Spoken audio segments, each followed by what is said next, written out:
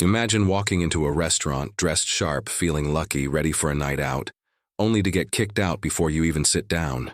No reason, no warning, just pure humiliation. But here's the twist. The arrogant owner had no idea who he was messing with, and what happened next. It's the kind of gamble he'll regret for the rest of his life. Imagine walking into a restaurant, dressed nicely, ready to enjoy a meal with someone you love, but instead of being welcomed, you're humiliated. That's exactly what happened to James and Alicia, a young black couple who simply wanted to have dinner one Friday evening. They entered the Golden Fork, a well-known restaurant in town. It was considered one of the fanciest places around, the kind of place where people celebrated anniversaries, business deals, and milestones.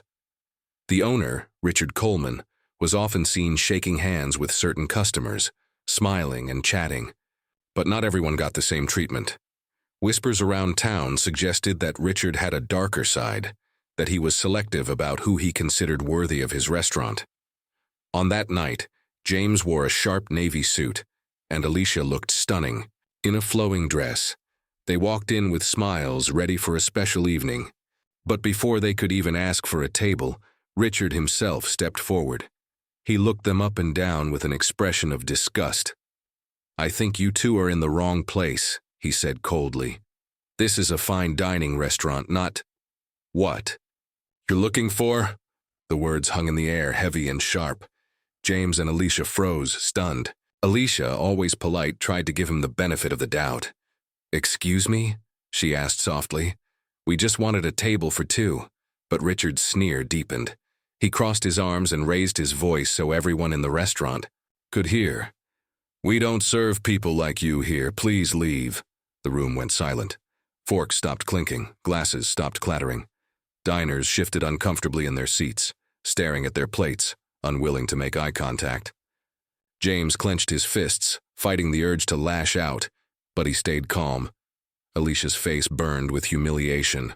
Without another word, they turned around and walked out, holding each other's hand tightly. But what Richard didn't know was who they really were.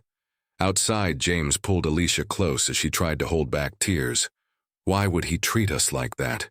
she whispered. James sighed, knowing this wasn't the first time they had faced prejudice, but this time felt especially cruel. What Richard couldn't have imagined was that James was a highly respected civil rights attorney, known for fighting against discrimination and injustice and winning. Alicia wasn't just any woman either. She was a well-known journalist with a large following, someone whose words carried weight and reached thousands of readers every day. Instead of letting the night end in silence, they decided to act. That evening, Alicia sat down at her desk and began to write. Her words were raw and powerful as she described the humiliation they felt at the Golden Fork, Richard's exact words, and the silence of the other diners who said nothing. She didn't add drama. She didn't need to. The truth itself was shocking enough. She published her article and shared it online. Within hours, it spread across social media like wildfire. People were outraged. Hundreds of comments poured in. Some vowed never to step foot in the restaurant again, while others shared their own similar experiences.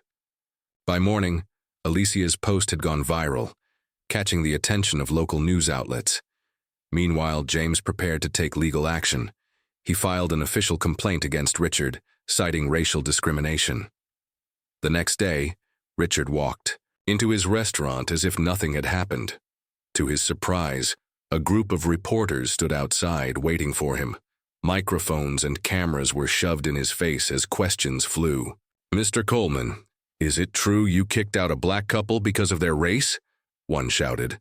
Richard scoffed and waved them off. "It's nonsense. They're just trying to stir up trouble," he snapped. But trouble was exactly what he got. Within days, reservations at the Golden Fork were canceled. Loyal customers disappeared. Negative reviews flooded in online, warning others to stay away. Richard tried to brush it off, telling his staff, "This will blow over. People forget things quickly." But this time he was wrong. A week later, Richard received an official notice. His restaurant was under investigation for discrimination. At the same time, Alicia's story had been picked up by national media outlets. Suddenly, the whole country knew what had happened inside the Golden Fork. The final blow came when Richard was invited to a community town hall meeting for business owners. He arrived, expecting to defend himself, but when he sat down, he froze. At the front of the panel were James and Alicia, the very couple he had humiliated, now speaking as leaders. Alicia shared their story in front of a packed room, her words firm and powerful. James followed with a moving statement about equality under the law. The audience erupted in applause, leaving Richard red-faced in the back. For the first time, he realized how deeply wrong he had been. His arrogance had destroyed his business, his reputation, and his standing in the community. Within months, the Golden Fork closed its doors forever. As for James and Alicia, they continued to fight for justice, using their voices to inspire others, and prove that dignity and courage will always win in the end. And Richard Coleman learned the hard way that disrespecting others based on their race doesn't just reveal your true character, it can also cost you everything. Outside the restaurant, James wrapped his arm around Alicia. She leaned into him, trying to hold back tears. They were hurt, but they weren't just an ordinary couple. James was a successful attorney, respected across the state for fighting civil rights cases. He had spent years standing up for people who had been treated unfairly, often against powerful opponents, and winning. Alicia, on the other hand, was a well-known journalist. Her articles about justice, equality, and community issues reached thousands of readers every week.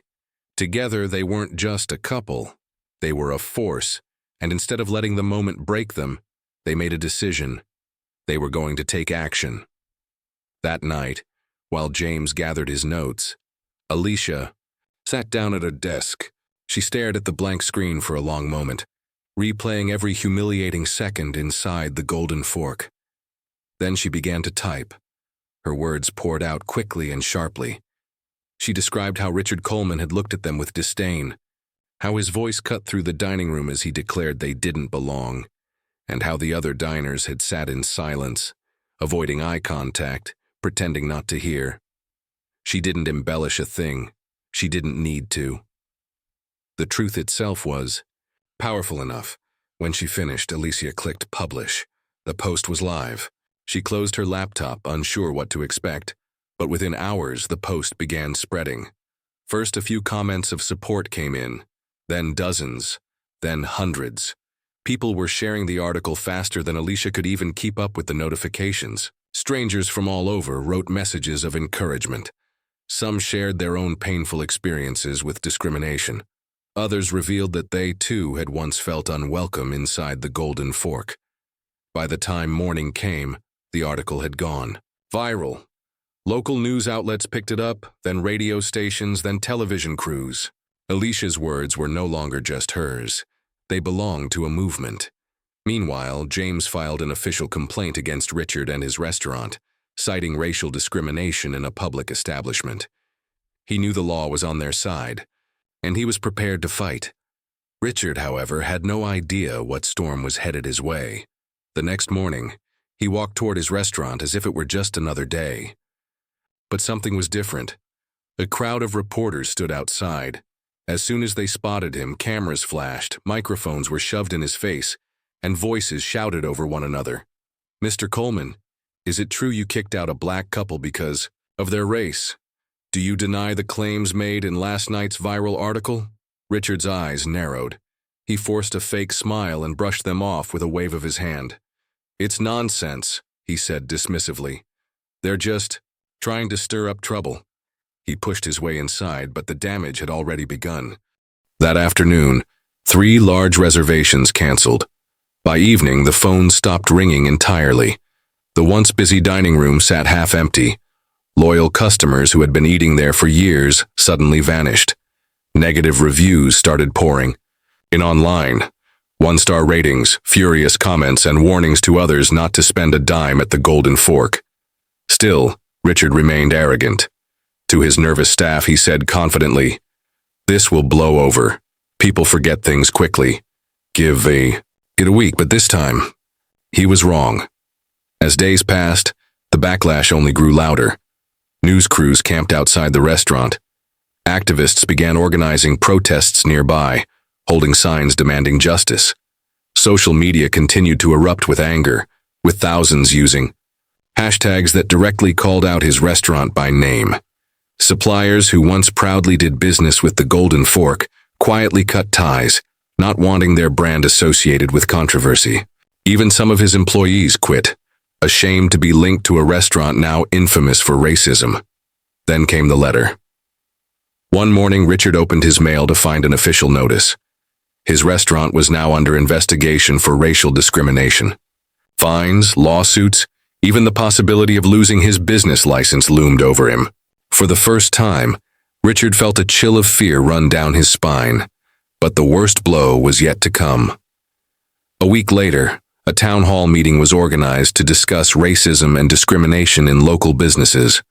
Richard was invited to attend, believing it was his chance to defend himself. He arrived with his chin high, ready to spin the story, but when he walked into the crowded hall, his confidence crumbled. At the front of the panel sat James and Alicia, the very couple he had humiliated, now speaking as leaders. Alicia's voice rang out as she shared their story with the entire community, her words both sharp and inspiring. James followed, delivering a passionate statement about the importance of equality under the law and the responsibility of business owners to treat every customer with dignity. The audience erupted in applause. Richard sat silently in the back, red-faced, unable to meet anyone's eyes. For the first time, the weight of his actions truly sank in. The Golden Fork never recovered.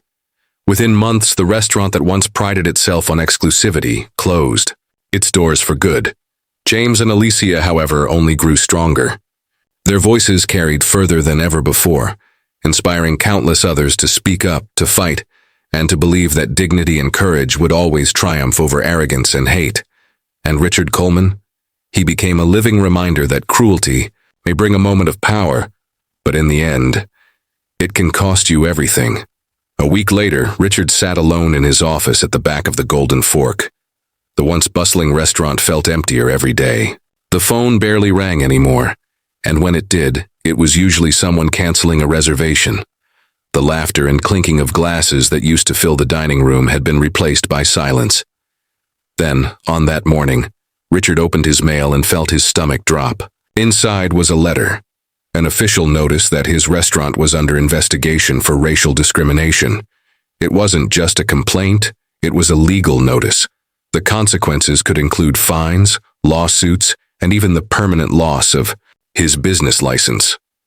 Richard stared at the paper, his hands trembling slightly. For the first time, he realized that this wasn't going to blow over like he had told his staff. The issue was bigger than he had imagined, but the nightmare didn't stop there. To make things worse, Alicia's article had now been picked up by national media outlets. What had started as a local scandal was now spreading across the country. The story was everywhere, on TV news, radio programs, newspapers, and especially online. Clips of people discussing the incident trended on social media, and hashtags calling out, "The Golden Fork" continued to dominate Twitter and Facebook. Suddenly, Richard wasn't just a local businessman with a tarnished reputation. He was a national example of arrogance and racism.